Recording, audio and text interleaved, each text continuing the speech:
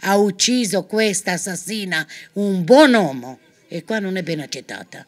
Anche se in carcere alla Giudecca ha paura Vania Lazzarato, 42 anni, sempre altissima la tensione nel suo quartiere, Borgo Capriolo, dove nessuno la vuole rivedere, nessuno vuole rivedere l'ex amante di Vito Lombardi, 47 anni, ucciso da Vania con il marito, Amedeo Bonan, 53 anni, fracassandogli la testa a colpi di pietra martedì scorso.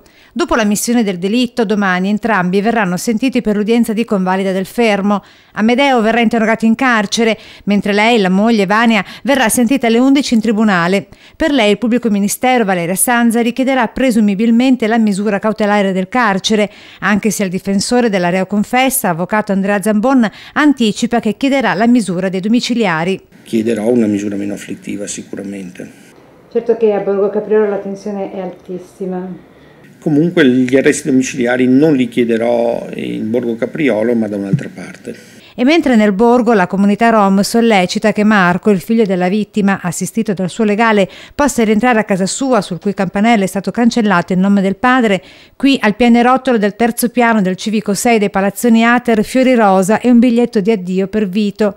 Uno striscione, lumini, fiori anche sotto casa e così nel luogo del delitto. Ho portato un vaso di fiori, un sole, che li splende sole lì dove è, poveretto, che è stato assassinato per una casa di un Ater che non era nemmeno suo, poveretto, e mi dispiace tanto.